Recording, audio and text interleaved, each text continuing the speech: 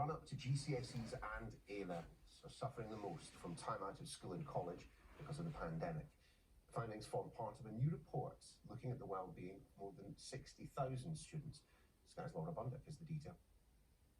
I don't know if I still need to revise. I don't know what I need to revise for. I don't know if I'm going to get the right grades to get into college. I can't really see any of my friends, and it just kind of feels like we're trapped.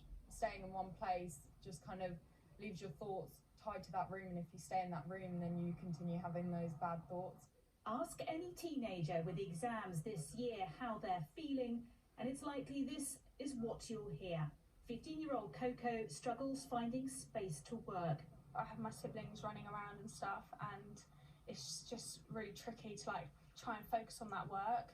And then my mum's having Zoom meetings next to me as well, so there's also other lessons going on in my ears, so it's just really hard to focus on my work.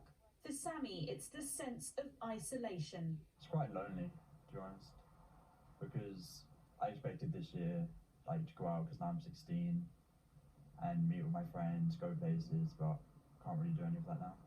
Since March, Ria's had panic attacks and suffered anxiety.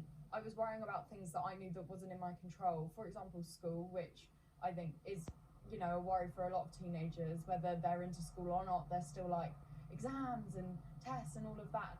This is where they should be, Bohunt School in Worthing, West Sussex.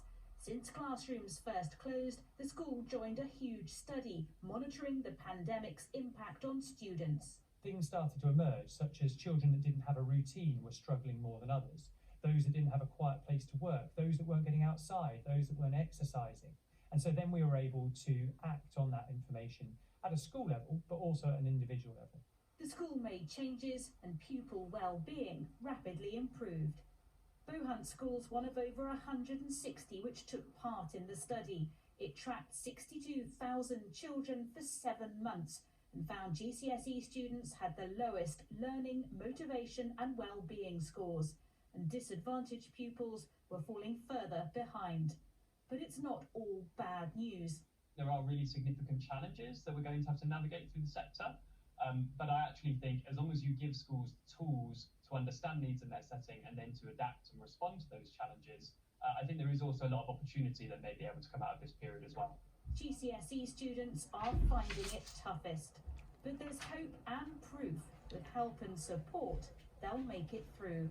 Laura Bundock, Sky News, Worthing.